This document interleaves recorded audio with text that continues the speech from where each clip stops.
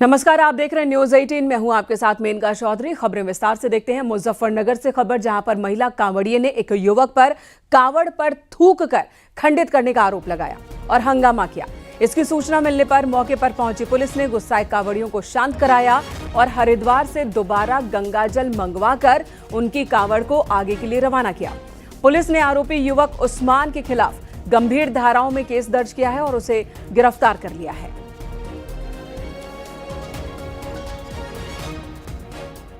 पुरकाजी में एक घटना हुई है, क्या है पूरा प्रकरण, क्या कार्रवाई हुई इसमें? आज जनपद मुजफ्फरनगर के थाना पुरकाजी में एक महिला कांवड़िया द्वारा अपनी कांवड़ रख के विश्राम किया जा रहा था। उसी दौरान एक व्यक्ति द्वारा वहां पे उस कांवड़ को थूक कर उसको खंडित करने की घटना पुलिस के संज्ञान में आई थी। पुलिस ने तुरंत मौके पे पहुंच के घटना का संज्ञान लिया और जो कांवड़िये थे उनसे बातचीत करके, जो सिविल सोसाइटी के लोग हैं उनसे बातचीत करके और उनकी पुनः हरिद्वार से पवित्र कांवड़ मंगवाई गई और उनको सुपुर्द की गई। पुलिस ने इस मामले में गंभीर धाराओं में मुकदमा पंजीकृत करते हुए अभियुक्त को गिरफ्तार किया है, जिसका नाम उस्मान पुत्र घसीटा निवासी पुरकाजी है। और इस मामले में विधिक कार्यवाही करते हुए पुलिस इस अभियुक्त को माननीय न्यायालय के समक्ष प्रस्तुत करेगी। बिनेश पवार हमारे साथ फोन लाइन पर मौजूद है। बिनेश, इस तरह के विवाद बार बार सामने आ रहे हैं। मौजूदा प्रकरण में किन धाराओं के तहत युवक की गिरफ्तारी हुई है? पूरे मामले में जो पुलिस ने कार्रवाई की है उसमें कार्रवाई करने के बाद जो आरोपी है उसको तो जेल भेज दिया है, मगर सबसे बड़ी गंभीर बात यह है कि जिस वक्त ये कांवड़ लेकर आ रहे थे, 31 लीटर गंगा जल ये साथ लेकर आ रहे थे, ये युवक था और इसकी बहन इसके साथ थी, दोनों कांवड़ लेकर आ रहे थे। तभी एक युवक पर आरोप था कि उसने कांवड़ पर थूक दिया और थूकने के बाद जब पूरा वहाँ कांवड़िये थे, शिवभक्त थे, उन्होंने हंगामा कर दिया। काफी देर तक पुलिस को मशक्कत करनी पड़ी, समझाना पड़ा। उसके बाद ही दोबारा से जो गंगा जल था हरिद्वार से लाकर उनको दिया गया, तब जाकर पूरा मामला शांत हुआ। अब पुलिस ने फिर शाम तक पूरा आरोपी युवक को गिरफ्तार कर लिया था और उसके बाद आरोपी युवक के खिलाफ कार्रवाई करते हुए उसको जेल भेज दिया है। अब इसके बाद पुलिस से जब इस बारे में बात की गई तो पुलिस का कहना यह है कि ऐसे मामलों से बचने के लिए लगातार पुलिस पूरी सतर्क है और साथ साथ जो सीसीटीवी कैमरे हैं उसको भी पूरा मॉनिटरिंग की जा रही है। ठीक है, ये तो कानूनी कार्रवाई और तैयारी के नजरिए से जानकारी हुई। क्या उस युवक ने बताया कि उसने ऐसा क्यों किया? देखिए, इस बारे में पुलिस ने कोई जानकारी नहीं दी है और मीडिया से भी उस युवक की कोई बात नहीं हुई है, इसलिए इस बारे में कोई जानकारी नहीं मिल पाई है कि उस युवक ने आखिर ऐसा क्यों किया। हालांकि इतना जरूर है कि जो आसपास के जो लोग थे उनका साफ तौर पर यही कहना था कि युवक वहां से गुजर रहा था और उसको उन्होंने जो कांवड़ थी, कांवड़ पर थूकते हुए जरूर देखा था और उसके बाद ये पूरा खेड़ा खड़ा हुआ। धन्यवाद आपका विनेश, इस वक्त पूरी जानकारी देने के लिए। सीएम योगी ने गाजियाबाद से लेकर बिजनौर तक कांवड़ रूट का हवाई निरीक्षण किया और तैयारियों का जायजा लिया। सीएम योगी आदित्यनाथ ने कांवड़ यात्रा की तैयारियों के बारे में अधिकारियों से भी जानकारी ली है।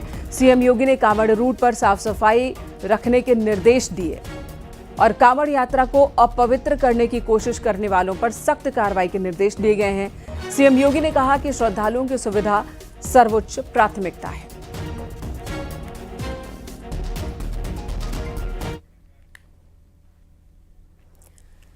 कांवड़ रूट पर पहचान और शिव भक्तों को लेकर अखिलेश यादव ने विवादित बयान दिया। उन्होंने तंज कसते हुए कहा कि हमारी सरकार से अपील है कि कमिश्नर, डीएम और एसपी को कांवड़ यात्रियों के लिए भोजन की व्यवस्था के लिए तैनात किया जाना चाहिए। अखिलेश यादव ने अपने बयान में यह भी कहा कि सीओ और एसडीएम को कांवड़ियों के पैर दबाकर उनकी सेवा करनी चाहिए, तभी सच्ची सनातन संस्कृति होगी। वहीं बीजेपी ने भी अखिलेश यादव पर तुष्टीकरण वाला पलटवार किया।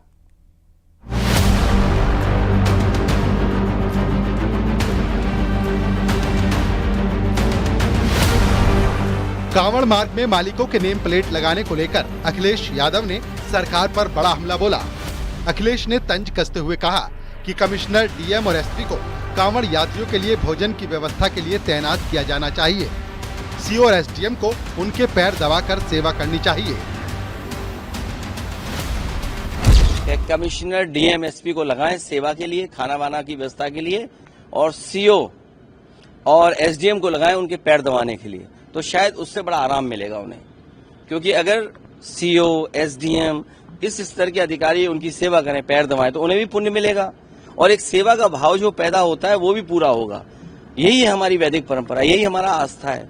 तो मैं उम्मीद करता हूं कि मुख्यमंत्री जी QR कोड तो बना ही रहे हैं, इसके साथ साथ ये भी एक जियो जारी कर दें कि DM SP खाना स्वास्थ्य सेवाएं देखेंगे और CO और SDM उनके पैर वेर दवा की सेवा करेंगे। यूपी सरकार में मंत्री कपिल देव अग्रवाल ने पूछा है कि आखिर क्यों पहचान छिपाने वालों की पैरवी की जा रही है।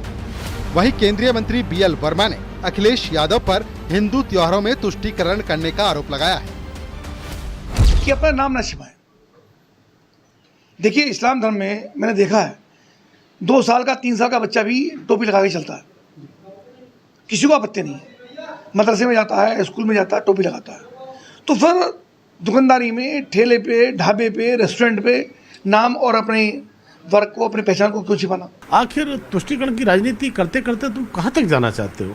अब जब कावड़ यात्रा का समय आता है और श्रद्धालु बड़े श्रद्धा के साथ में जल भर के भोले बाबा को जल चढ़ाने का काम करते हैं, तब मैं कहूँगा कि इस प्रकार से श्रद्धालुओं की आस्था पर चोट पहुँचाना और इस तरह के व्यंग कसना, मुझे लगता है कि कहीं न कहीं श्रद्धालुओं की आस्था को चोट पहुँचाने जैसा है। उधर शिवपाल यादव ने कांवड़ विवाद को लेकर तंज कसते हुए कहा कि जानबूझकर कांवड़ यात्रा पर विवाद पैदा किया जा रहा है। जानबूझ करके ये सरकार जानबूझ करके सरकार ऐसा काम कर रही है। वैसे तो स्वतंत्र है, संविधान में स्वतंत्रता दी गई है। कांवड़ यात्रा में नेम प्लेट विवाद पर कांग्रेस नेता सलमान खुर्शीद का कहना है कि मुस्लिम समुदाय के लोग देवी देवताओं के नाम पर होटल चला रहे हैं, हमें इनका सम्मान करना चाहिए, सभी धर्मों का सम्मान करना चाहिए। हम आपस में एक साथ रहे हैं, गंगा जमनी तहजीब को हम मानते हैं। इस देश में हमारा एक पहचान हमारी देशवासी की है, एक पहचान हमारी आस्थाओं से और हमारे धर्म से जुड़ी है। लेकिन हमारे संविधान में सभी धर्मों को एक ही स्थान दिया गया है, बराबर का स्थान दिया गया है। इसका हम सभी को सम्मान करना चाहिए। 11 जुलाई से सावन का महीना शुरू हो रहा है, लेकिन कांवड़ रूट पर नेम प्लेट लगाने और पहचान को लेकर जारी सियासी बयानबाजी थमने का नाम नहीं ले रही। Bureau report, news 18, Uttar Pradesh, Uttarakhand.